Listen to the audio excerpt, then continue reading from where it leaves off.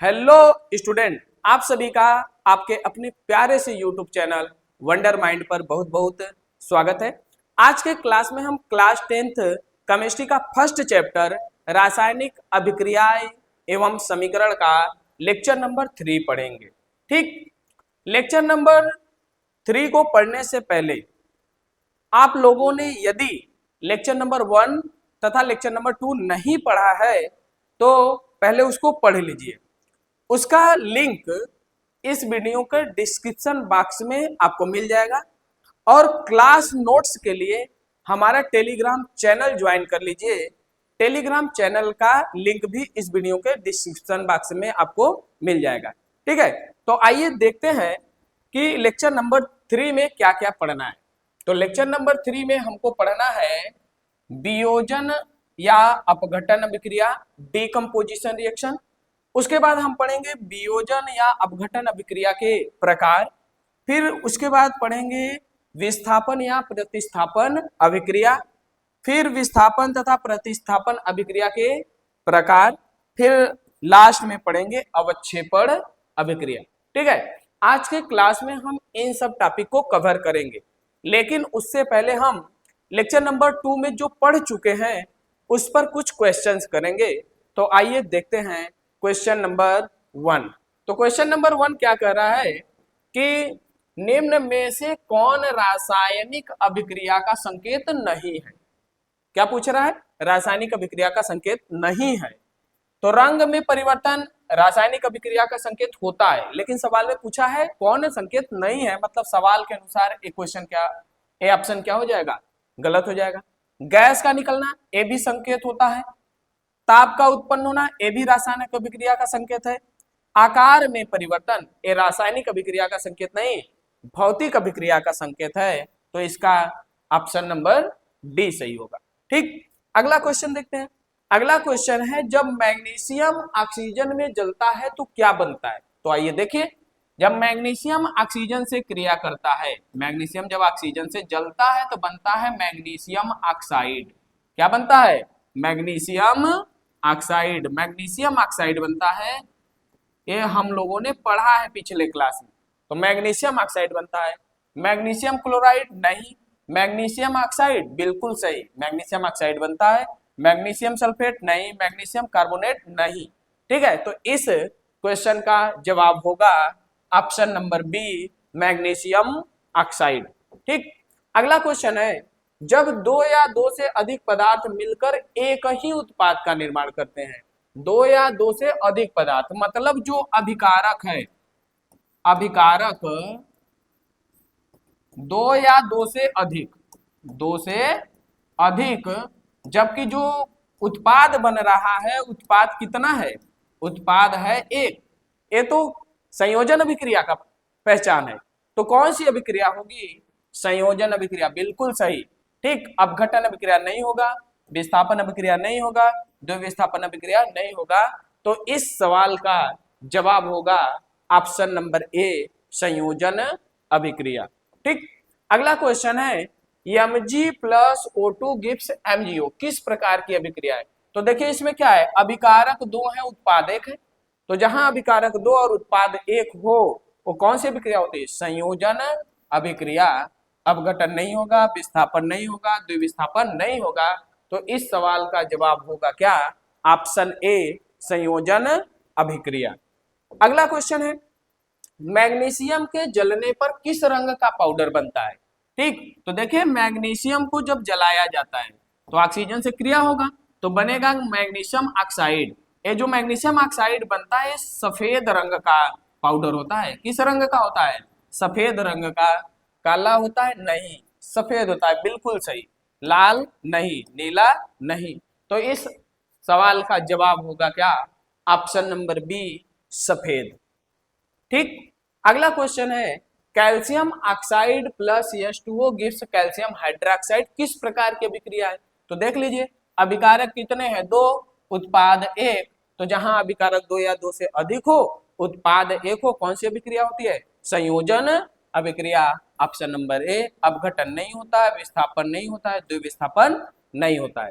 ठीक, अगला क्या है, आगे अब हमको पढ़ना है लेक्चर नंबर 3। तो आइए लेक्चर नंबर 3 में देखते हैं। सबसे पहले क्या पढ़ना है? वियोजन या अपघटन अभिक्रिया, डीकम्पोजिशन रिएक्शन।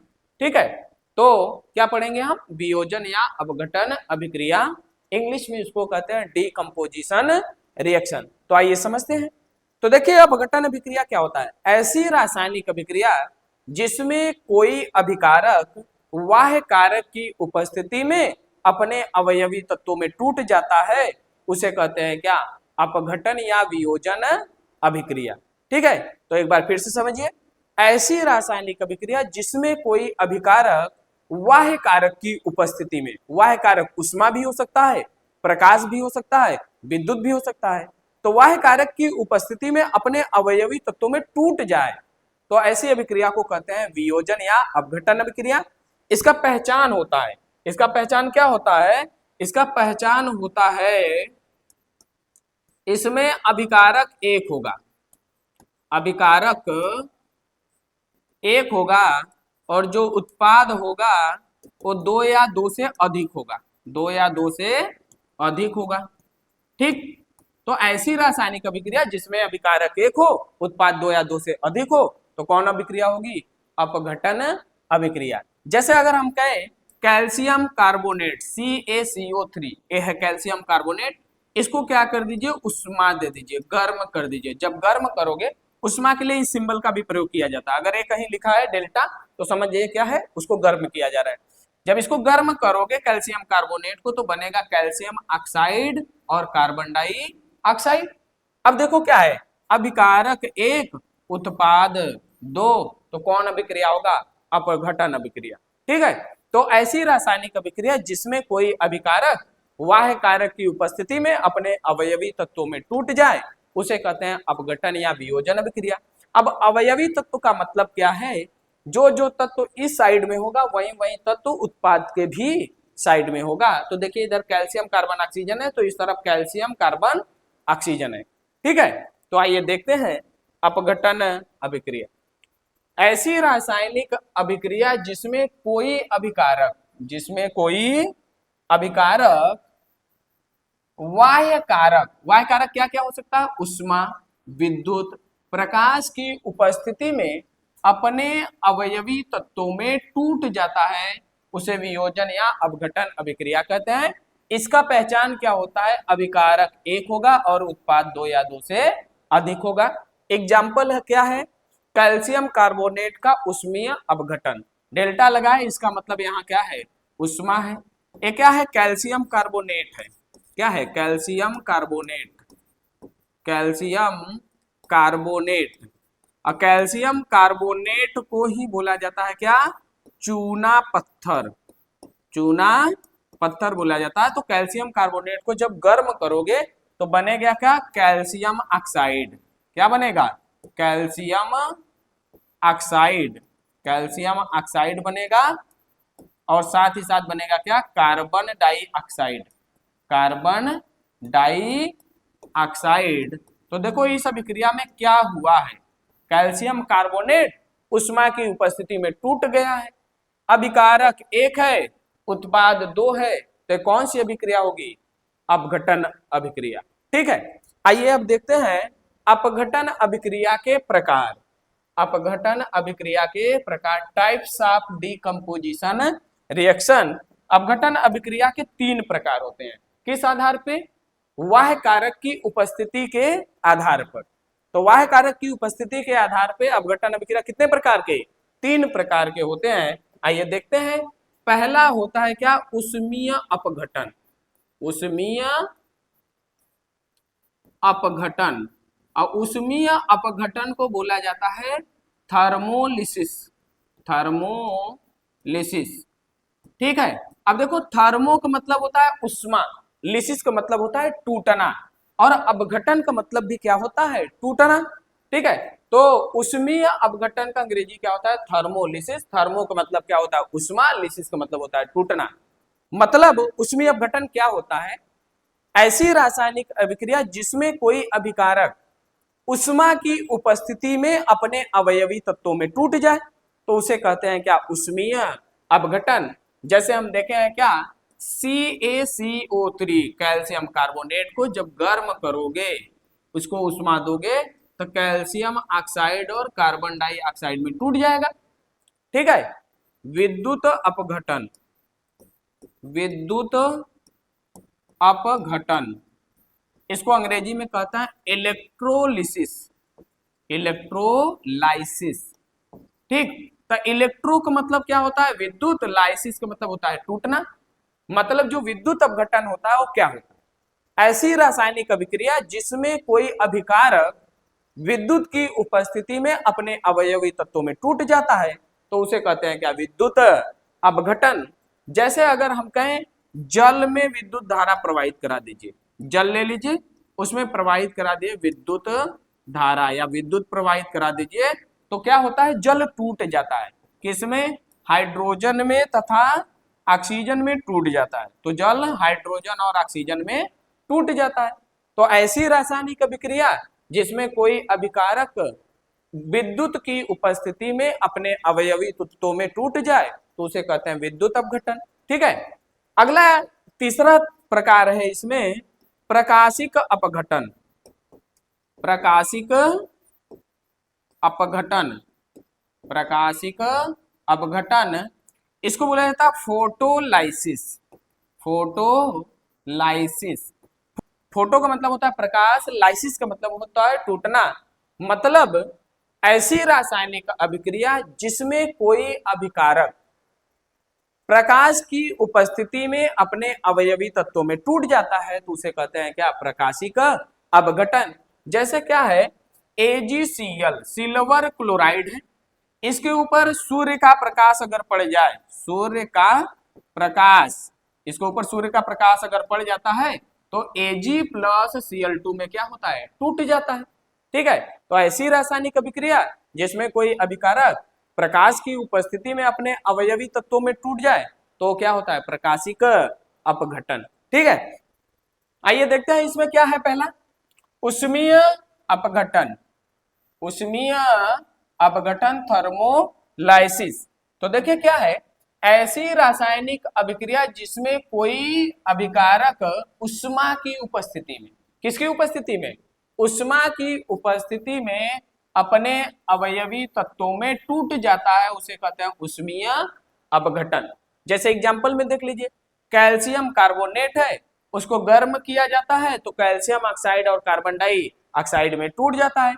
इसका पहचान होता है क्या? अभिकारक एक, उत्पाद दो या दो से अधिक। तो अभिकारक एक है, उत्पाद दो या दो से अधिक है। अपघटन है, वह कारक क्या है? उष्मा है, इसलिए इसका नाम है क्या? उष्मीय अपघटन। ठीक है। आइए लिखते हैं, ये क्या है? Calcium carbonate, calcium carbonate, carbonate है। जब इसको गर्म करेंगे तो बनेगा क्या? Calcium oxide, calcium oxide, calcium oxide बनेगा। और बनेगा क्या? Carbon dioxide, carbon dioxide, carbon dioxide बनेगा। ठीक। अगला एग्जांपल इसका है क्या? अगला एग्जांपल है FeSO4, फेरस सल्फेट है। उसको जब क्या किया गया है? गर्म किया गया है, तो फेरिक ऑक्साइड बना है और सल्फर डाइऑक्साइड बना है तथा सल्फर ट्राइऑक्साइड बना है। ठीक। तो देखो यहाँ पे क्या हुआ है? अभिकारक एक है, उत्पाद दो या दो से अधिक मतलब तीन है, तो ये क्या है? अपघटन है। और वह कारक क्या है? उष्मा है, तो ये कौन सा अपघटन हो जाएगा? उष्मीय अपघटन। ठीक है। ये क्या है? फेरस सल्फेट, फेरस सल्फेट है।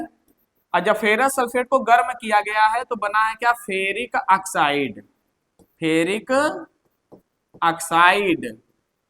ये है क्या? Sulphur dioxide, sulphur dioxide, sulphur dioxide.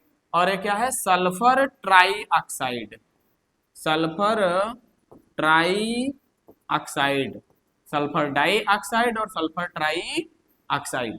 ठीक है। तो ये क्या है? अभिकारक एक, उत्पाद तीन, अपघटन अभिक्रिया है और उष्मा की उपस्थिति में हुआ है, इसलिए उष्मीय अपघटन है। आइए इस रिएक्शन का कुछ इंपॉर्टेंट पॉइंट है उसको देखते हैं। जब ये रिएक्शन होता है तो जलते हुए सल्फर की स्मेल आती है, और वो जो स्मेल होती है SO2 गैस की होती है, और जो स्मेल होती है वो कैसी होती है, सफोकेटिंग होती है, दम घुटने वाली स्मेल होती है।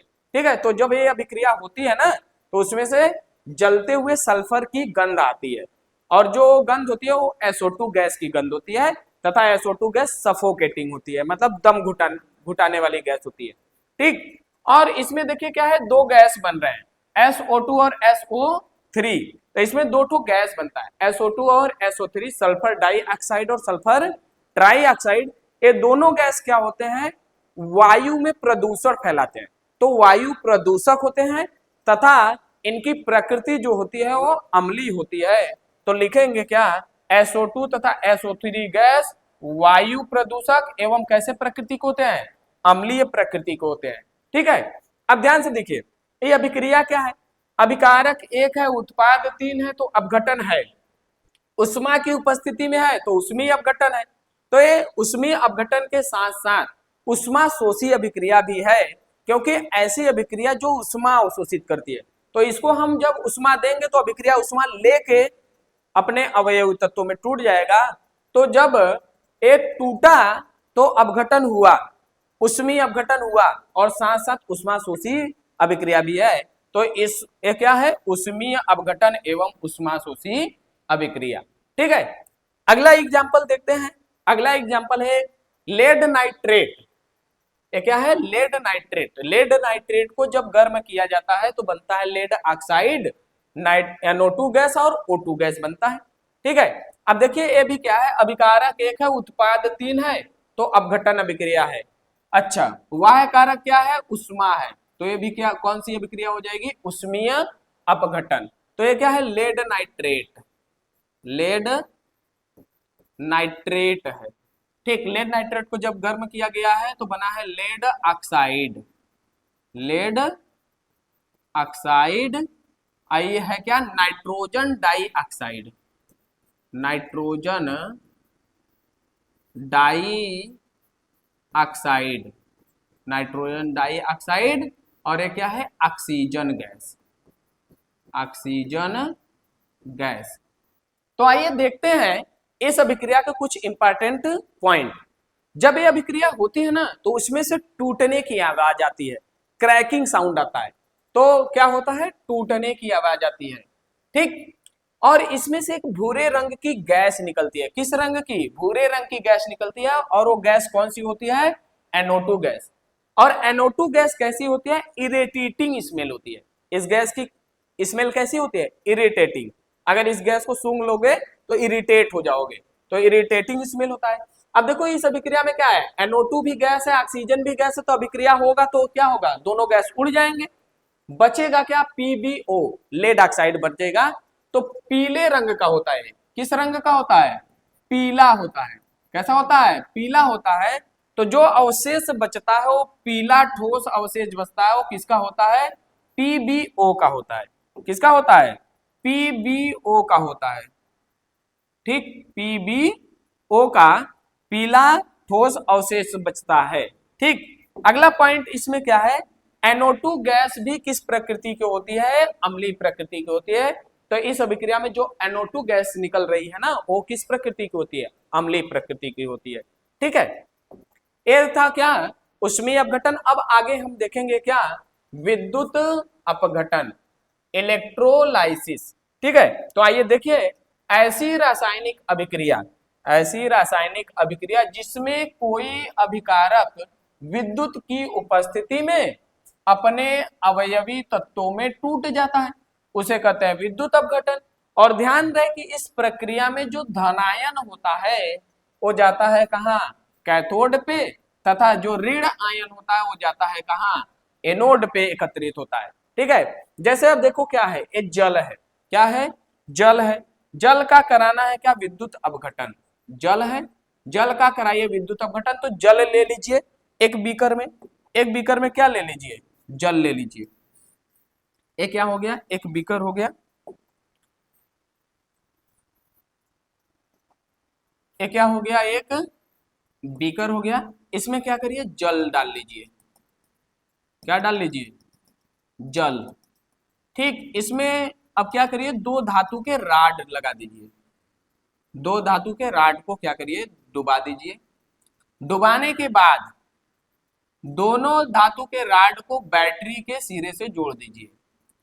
जो धातु का राड बैटरी के धन सिरे से जुड़ता है वो होता है क्या, एनोड, तथा जो ऋण सिरे से जुड़ता है वो होता है कैथोड। तो ये क्या हो जाएगा, एनोड। क्या हो जाएगा, एनोड। और ये क्या हो जाएगा, कैथोड। ठीक, कैथोड। और बीकर में भरा है क्या, जल। ठीक, जब बैटरी से विद्युत धारा प्रवाहित होगी तो क्या होगा, जब विद्युत धारा इसमें प्रवाहित कराएंगे तो जल जानते हो क्या होता है, जल H plus plus OH minus में टूटेगा। अब जो H प्लस है, इस विलयन में H प्लस जो बनेगा उसके पास इलेक्ट्रॉन की कमी है, तो इलेक्ट्रॉन लेने के लिए जाएगा कहाँ, कैथोड के पास। अब जो H प्लस है ये क्या है, धनायन है, तो धनायन जाता है कहाँ, कैथोड पर। तो कैथोड पे जब जाएगा तो कैथोड का क्या रिएक्शन होगा, कैथोड पे रिएक्शन होगा। कैथोड पे जब हाइड्रोजन जाएगा तो H प्लस जब जाएगा तो कैथोड देखो ऋण सिरे से जुड़ा है, तो ऋण सिरे से जब जुड़ा है तो यहाँ इलेक्ट्रॉन की अधिकता होगी। तो हाइड्रोजन जब जाएगा कैथोड पे तो इलेक्ट्रॉन को लेगा, इलेक्ट्रॉन को लेकर किस में बदल जाएगा, हाइड्रोजन गैस में। तथा एनोड पर क्या होता है, अब देखो एनोड पर क्या होता है, एनोड पे होगा, एनोड पर अब जाएगा OH माइनस। एनोड पे जब OH माइनस जाएगा तो इलेक्ट्रॉन को त्याग देगा, और त्यागेगा तो क्या बनेगा, जल बनेगा और ऑक्सीजन बनेगा, और यहां से निकल जाएगा का इलेक्ट्रॉन। ठीक है, अब ध्यान से देखिए, कैथोड पे कौन सी गैस निकल रही है, हाइड्रोजन गैस, और एनोड पे कौन सी गैस निकल रही है, ऑक्सीजन गैस। जो धन आयन था कहां गया, कैथोड पे, जो ऋण आयन था कहां गया, एनोड पे। ठीक है, तो आइए देखते हैं, कैथोड पे कौन सी गैस निकलती है, हाइड्रोजन गैस निकलती है। अब क्या करिए, कैथोड के पास एक जलती हुई मोमबत्ती को ले जाइए। जब जलती हुई मोमबत्ती को लेकर जाएंगे कैथोड के पास तो आप देखेंगे मोमबत्ती जलेगी, लेकिन पॉप की साउंड आएगी तथा मोमबत्ती बुझ जाएगी। मतलब हाइड्रोजन गैस जलती है, लेकिन जब पॉप की साउंड आती है तो क्या होता है, मोमबत्ती को बुझा देती है। मतलब हाइड्रोजन गैस जलती तो है लेकिन ज्वलन में सहायता नहीं करती है। तो क्या होता है, हाइड्रोजन गैस पॉप की ध्वनि के साथ जलती है तथा मोमबत्ती को बुझा देती है। निष्कर्ष क्या निकलता है, हाइड्रोजन गैस ज्वलनशील होती है परंतु ज्वलन को सपोर्ट नहीं करती है। ठीक, अब क्या करिए, एनोड पे उसी जलती हुई मोमबत्ती को ले जाएंगे तो एनोड पे क्या निकलता है, ऑक्सीजन गैस। तो आप देखेंगे कि मोमबत्ती और तेज जलने लगेगी। इसका मतलब क्या है, ऑक्सीजन गैस जो है वो ज्वलन को क्या कर रही है, सपोर्ट कर रही है, लेकिन ऑक्सीजन गैस स्वयं नहीं जलती है। तो ध्यान दीजिएगा कि एनोड पे कौन सा गैस निकलता है, ऑक्सीजन गैस निकलता है। मोमबत्ती को जब ले जाओगे तो मोमबत्ती अधिक चमक के साथ जलेगी, और इससे निष्कर्ष निकलता है कि यह जलती नहीं है परंतु ज्वलन को क्या करती है, सपोर्ट करती है। ठीक है, अब ध्यान दीजिए, यदि हम विद्युत अपघटन करा रहे हैं जल का, एकदम शुद्ध जल ले लेंगे तो हम विद्युत अपघटन नहीं करा पाएंगे, क्योंकि शुद्ध जल जो होता है विद्युत का चालन ही नहीं करता है, तो उसका विद्युत अपघटन नहीं होगा। इसलिए क्या किया जाता है, शुद्ध जल का अगर विद्युत अपघटन कराना है तो उसमें अम्ल के कुछ बूंद को डाल दिया जाता है, जिससे वो जल क्या करने लगेगा, विद्युत का चालन करने लगेगा तथा विद्युत अपघटन हो जाएगा। ठीक है, तो शुद्ध जल जो होता है विद्युत विद्युत का चालन नहीं करता है, इसलिए अम्ल की कुछ बूंद को मिला देते हैं जो विद्युत अपघट्ट की तरह कार्य करता है तथा विद्युत का चालन करता है। ठीक है, तो ये था क्या, विद्युत अपघटन। आगे एक एग्जांपल और देखते हैं। जब KCl में विद्युत धारा प्रवाहित कराया जाएगा तो पहले क्या होगा, K plus plus Cl minus बनेगा। ठीक, अब K प्लस Cl माइनस जब बनेगा तो जो K है वो जाएगा कहाँ, कैथोड पर। कहाँ जाएगा, कैथोड पर। ये जाएगा कहाँ, कैथोड पर जाएगा। K प्लस जाएगा कैथोड पर, और कैथोड पर जाएगा तो कैथोड पर जाकर वो क्या करेगा, इलेक्ट्रॉन लेगा। इलेक्ट्रॉन लेके बदल जाएगा K में, तथा जो Cl माइनस है वो जाएगा कहाँ, एनोड पर। एनोड पर जब जाएगा तो एनोड से वो क्या करेगा, इलेक्ट्रॉन त्यागेगा। इलेक्ट्रॉन एनोड पर जाकर इलेक्ट्रॉन त्यागेगा और बन जाएगा किसमें, Cl2 में, और यहां से निकल जाएगा 2 इलेक्ट्रॉन। ठीक है, अब देखिए क्या होगा इस अभिक्रिया में, कैथोड पे पोटेशियम हमको मिलेगा और एनोड पे क्या मिलेगा, क्लोरीन गैस।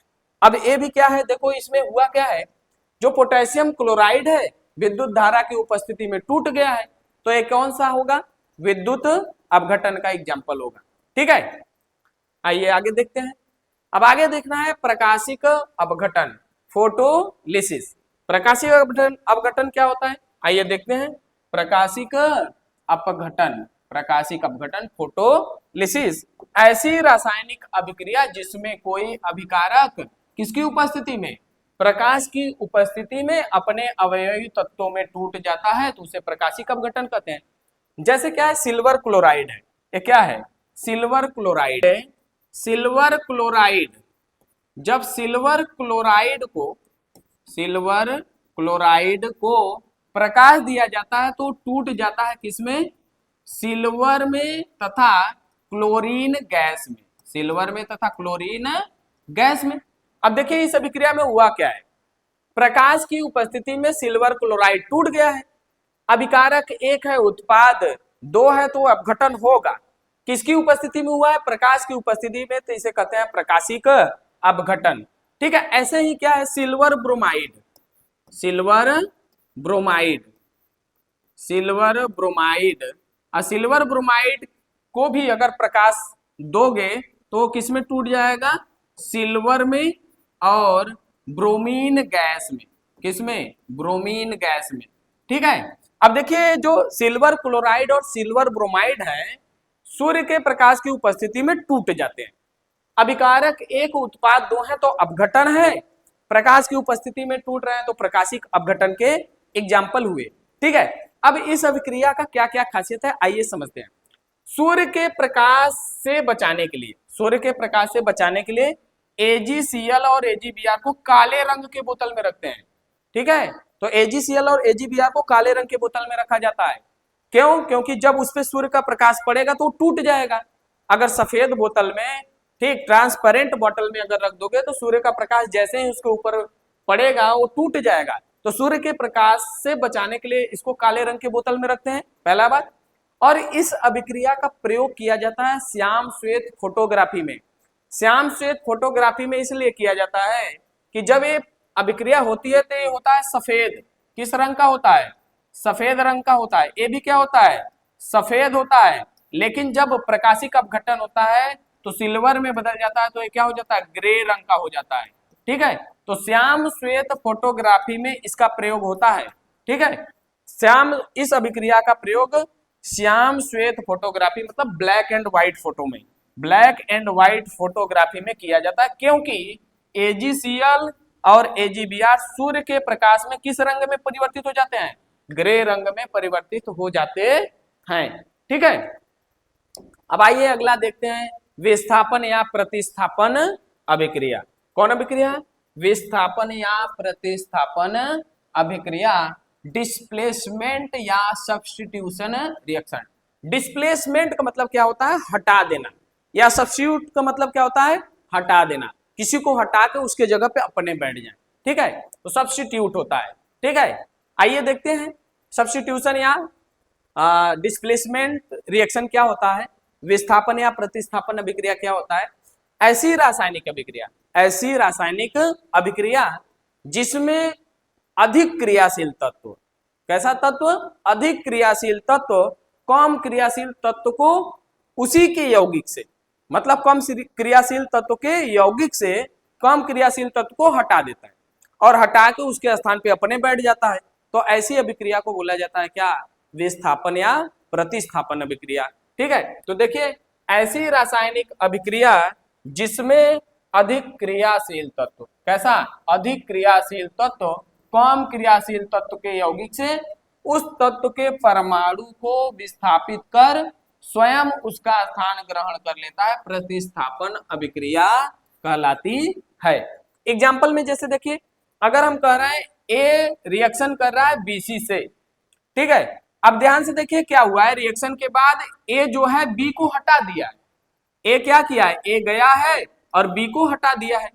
ए क्या किया है, बी को हटा दिया है, ठीक। तो इस अभिक्रिया में क्या हुआ है, ए अधिक क्रियाशील है तो गया बी को हटा के बी के स्थान पे अपने बैठ गया और बन गया क्या, एसी, और बी को हटा दिया।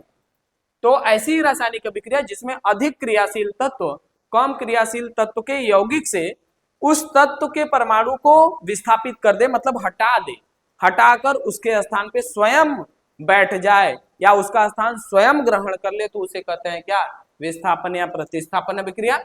जैसे कि देखिए अब Fe है, इसका रिएक्शन अगर कॉपर सल्फेट से कराओगे तो ये क्या है, विद्युत रासायनिक श्रेणी। जो ऊपर तत्व होते हैं वो क्या होते हैं, अधिक क्रियाशील, ठीक, और नीचे आने पर क्रियाशीलता घटती जाती है, तो नीचे वाले तत्व सबसे कम क्रियाशील होंगे। अब देखना है जब हम कॉपर सल्फेट का रिएक्शन Fe से कराते हैं, आयरन से कराते हैं, तो देख लो कॉपर से अगर आयरन ऊपर होगा तो क्रिया करेगा, कॉपर नीचे है आयरन ऊपर है, तो आयरन क्या करेगा, अधिक क्रियाशील हो गया कॉपर से, तो आयरन कॉपर को यहां से हटा देगा, हटा के उसके स्थान पे अपने बैठ जाएगा, तो बन जाएगा क्या, FeSO4 प्लस कॉपर को हटा देगा, ठीक है। क्या बन जाएगा, FeSO4 और कॉपर को क्या करेगा, हटा देगा, और बन जाएगा क्या, FeSO4 और कॉपर हो जाएगा विस्थापित, ठीक है। ऐसे ही अब देखो जिंक का अगर रिएक्शन कराइए कॉपर सल्फेट से, तो कॉपर देखिए कहाँ है, कॉपर यहाँ है, जिंक कहाँ है, देखिए कॉपर यहाँ है, जिंक कहाँ है, ऊपर की नीचे, जिंक ऊपर है, इसका मतलब जिंक कॉपर से अधिक क्रियाशील है, तो जिंक क्या करेगा, कॉपर को यहां से हटा देगा, और जब हटा देगा तो बन जाएगा क्या, कॉपर को हटाया, और जब कॉपर को हटाएगा तो जिंक उसके स्थान पे आ जाएगा, तो बन जाएगा ZnSO4 और कॉपर वहां से हट जाएगा, ठीक है। अब इस सब अभिक्रिया में देखो क्या हो रहा है, जो अधिक क्रियाशील तत्व है कम क्रियाशील तत्व के यौगिक से कम क्रियाशील तत्व को हटा दे रहा है और उसके स्थान पे अपने बैठ जा रहा है, तो ऐसी रासायनिक अभिक्रिया को बोला जाता है विस्थापन या प्रतिस्थापन अभिक्रिया।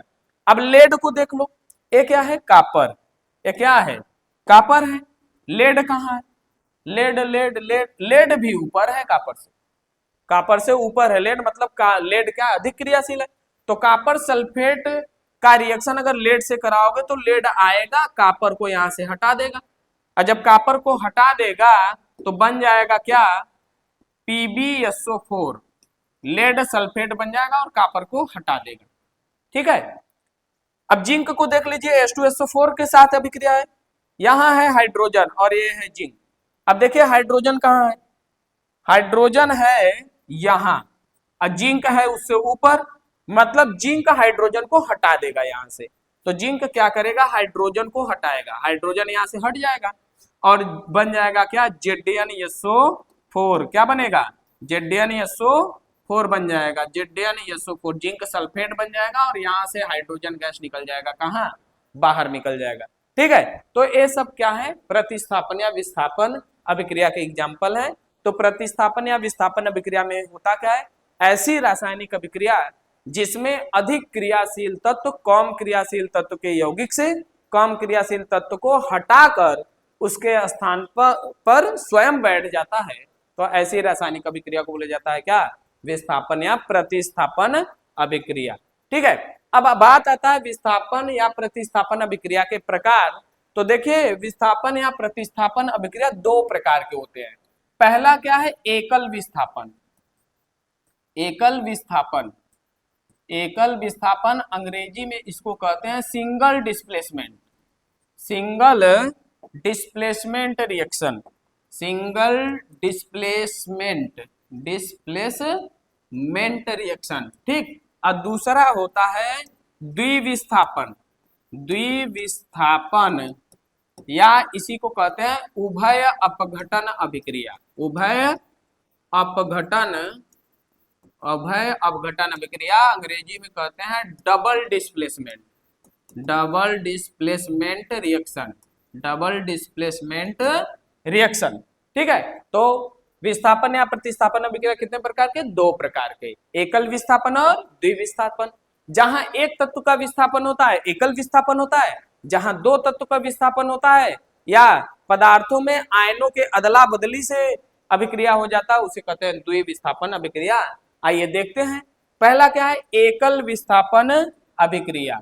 एकल विस्थापन अभिक्रिया, single displacement reaction, single displacement reaction. ठीक, आइए देखते हैं सिंगल डिस्प्लेसमेंट रिएक्शन क्या है। एकल विस्थापन अभिक्रिया, सिंगल डिस्प्लेसमेंट रिएक्शन। तो देखिए, ऐसी रासायनिक अभिक्रिया जिसमें केवल एक तत्व का विस्थापन होता है, एकल विस्थापन अभिक्रिया कहलाता है। एग्जाम्पल में देखिए क्या है, जब कॉपर सल्फेट का रिएक्शन आयरन के साथ हुआ है तो आयरन ने क्या किया है? कॉपर को हटा दिया है, और कॉपर को हटा दिया तो बन गया फेरस सल्फेट और कॉपर अलग हो गया। इस अभिक्रिया में केवल एक तत्व का विस्थापन हुआ है, इसलिए कौन सा अभिक्रिया होगा? एकल विस्थापन। ठीक है, अब इसमें देखिए ये क्या है? ये है आयरन, आयरन है, इसका अभिक्रिया किससे कराया जा रहा है? Copper sulphate. कॉपर सल्फेट से जब कराया जाता है तो बनता है क्या? Ferrous sulphate. फेरस सल्फेट बनता है, फेरस सल्फेट, और बनता है क्या? कॉपर। क्या बनता है? कॉपर। ठीक, ऐसे ही क्या है, जब H2SO4 के साथ जिंक का अभिक्रिया कराया जाता है, ये क्या है? जिंक है। जिंक का जब अभिक्रिया कराया जाता है किसके साथ? सल्फ्यूरिक अम्ल के साथ। सल्फ्यूरिक अम्ल के साथ जब कराया जाता है तब बनता है क्या? Zinc sulphate. जिंक सल्फेट बनता है, और यहां से निकलता है क्या? Hydrogen gas. कौन गैस? Hydrogen gas. ये भी देखिए क्या हुआ है, यहाँ पे जिंक क्या किया? हाइड्रोजन को हटा के उसके स्थान पे अपने बैठ गया है, मतलब एक तत्व का विस्थापन हुआ है। ठीक, जहां एक तत्व का विस्थापन होता है तो उसे एकल विस्थापन अभिक्रिया कहते हैं। ठीक है, अब इस अभिक्रिया का देखिए क्या खासियत है। इस अभिक्रिया का खासियत है कि इसमें जो हाइड्रोजन गैस निकलती है वो कैसी होती है? रंगहीन होती है, गंधहीन होती है। अब जब इसको जलाओगे तो पाप की ध्वनि के साथ जलती है, और जलती मोमबत्ती को क्या करती है? बुझा देती है। ठीक, और क्या होता है, जब ये अभिक्रिया होता है ना तो वहां का ताप बढ़ जाता है। ताप बढ़ने का मतलब क्या है? उष्मा निकल रही है। ठीक, तो अभिक्रिया ताप बढ़ता है, अत्यधिक उष्माक्षेपी अभिक्रिया होती है। तो ये सब अभिक्रिया क्या होती है? अत्यधिक उष्माक्षेपी होती है। इसलिए तनु अम्ल से, जो ये क्या है H2SO4 है ना, तनु अम्ल है, तनु अम्ल से जब क्रिया कराओगे ना तो अभिक्रिया अत्यधिक उष्मा क्षेपी होती है। लेकिन यदि उसी को सांद्र अम्ल के साथ अगर करा दोगे तो बहुत अधिक मात्रा में उष्मा निकलेगी, जो क्या हो सकता है? ब्लास्ट कर सकता है। इसलिए वो क्या होता है? खतरनाक होता है। तो बहुत अधिक उष्मा क्षेपी होती है और क्या होती है? खतरनाक अभिक्रिया होती है। ठीक है, तो तनु अम्ल के साथ कराओगे तो ज्यादा मात्रा में उष्मा निकलेगा, लेकिन सांद्र अम्ल के साथ करा दोगे यही रिएक्शन तो बहुत अधिक मात्रा में उष्मा निकलेगा, जिसके वजह से खतरा हो सकता है। ठीक है, ये है क्या? एकल विस्थापन अभिक्रिया। ठीक, आगे आइए देखते हैं द्विविस्थापन अभिक्रिया। द्विविस्थापन अभिक्रिया, डबल डिस्प्लेसमेंट रिएक्शन। अब देखिए डबल डिस्प्लेसमेंट रिएक्शन क्या होता है? ऐसी रासायनिक अभिक्रिया जिसमें अभिकारक यौगिकों के आयनों के परस्पर अदला बदली द्वारा, विनिमय द्वारा, अदला बदली द्वारा नए उत्पाद का निर्माण होता है, उसे द्विविस्थापन या उभय अपघटन अभिक्रिया कहते हैं। ठीक है, जैसे अगर हम कहें एग्जांपल में AB रिएक्शन क्या है? CD। अब देखिए क्या हुआ है, A को अगर देखो तो C को हटा दिया है, B को अगर देखो तो D को हटा दिया है। ठीक है, क्या हुआ है? यहाँ दो तत्वों का विस्थापन हो रहा है, इसलिए द्विविस्थापन अभिक्रिया है। ठीक, या फिर ये दोनों टूटा है, ए बी अलग अलग हुआ है, सी डी अलग अलग हुआ है, आयनों की अदला बदली हुई। जैसे अगर हम कहें ए बी ए प्लस और बी माइनस में टूटा, सी डी सी प्लस और डी माइनस में टूटा, आयनों में टूट गए। आयनों में टूटने के बाद अब हो जाए इसका पॉजिटिव इसके निगेटिव के साथ, इसका पॉजिटिव इसके निगेटिव के साथ जुड़ जाए, इसका पॉजिटिव इसके निगेटिव के साथ, इसका पॉजिटिव इसके निगेटिव के साथ जुड़ जाए, तो आयनों की क्या हो जाए? अदला बदली। जब ऐसा होगा तो क्या बन जाएगा, एडी बन जाएगा और क्या बन जाएगा, बीसी बन जाएगा। ठीक है, तो ऐसी रासायनिक अभिक्रिया जिसमें दो तत्व का विस्थापन हो या जो अभिकारक यौगिक हैं उनके आयनों का अदला बदली हो जाए, आयनों के अदला बदली से नया पदार्थ बने, तो उस अभिक्रिया को कहते हैं द्विविस्थापन या उभय अपघटन अभिक्रिया। ठीक है, जैसे ये है, ऐसे ही देखिए, आइए एक एग्जांपल है, Na2SO4 plus BaCl2 gives BaSO4 plus 2NaCl। इस अभिक्रिया में देखिए क्या हुआ है, यहाँ पे क्या हुआ है, सोडियम को देखो तो बेरियम को हटा दिया है, अब बेरियम को देखो तो सोडियम को हटा दिया है, दो तत्वों का अदला बदली हो गया है, दो तत्वों का विस्थापन हुआ है, इसलिए द्विविस्थापन है। उभय अपघटन इसलिए है कि यहाँ पे क्या हुआ है, सोडियम सोडियम प्लस में टूटा है, SO4 डबल माइनस में टूटा, यहाँ से बेरियम Ba डबल प्लस में Cl माइनस में टूटा, अदला बदली हुआ, बन गया क्या, जो सोडियम है वो क्लोराइड के साथ आ गया NaCl बन गया, और जो बेरियम है वो सल्फेट के साथ आ गया, बन गया क्या, BaSO4। तो ऐसी रासायनिक अभिक्रिया अगर हो रही है तो उसको कौन सी अभिक्रिया होती है, बोलिए, उभय अपघटन अभिक्रिया या द्विविस्थापन अभिक्रिया। तो इसमें क्या है, सोडियम सल्फेट है, क्या है, सोडियम सल्फेट, और सोडियम सल्फेट जब अभिक्रिया करेगा बेरियम क्लोराइड के साथ, बेरियम क्लोराइड के साथ जब अभिक्रिया करेगा तो बनेगा का बेरियम सल्फेट, बनेगा का बेरियम सल्फेट बनेगा, और बनेगा का सोडियम क्लोराइड बनेगा। ठीक है, इस अभिक्रिया में क्या हुआ है, दो तत्व का विस्थापन हुआ है, इसलिए द्विविस्थापन, और आयनों के अदला बदली से नए पदार्थ का निर्माण हुआ है, इसलिए इसे कहते हैं उभय अपघटन अभिक्रिया। क्योंकि पहले क्या होगा, ये दोनों टूटेंगे, ये दोनों टूटेंगे, फिर अदला बदली करके जुड़ जाएंगे, इसलिए उभय अपघटन अभिक्रिया। इस अभिक्रिया का क्या खासियत है, आइए देखते हैं। इस अभिक्रिया का खासियत है कि जो इसमें BaSO4 नहीं बनता है, उस सफेद रंग का अघुलनशील पदार्थ बनता है, जिस मतलब अवक्षेप बनता है। तो BaSO4 का क्या बनता है, इसमें अवक्षेप बनता है, और ये क्या होता है, द्विविस्थापन अभिक्रिया भी है, अवक्षेप का निर्माण हो रहा है, इसलिए इसे क्या कहते हैं, अवक्षेपण अभिक्रिया भी कहते हैं। ठीक है, आइए आगे देखते हैं। अब अगला है क्या, अवक्षेपण अभिक्रिया, प्रेसिपिटेशन रिएक्शन।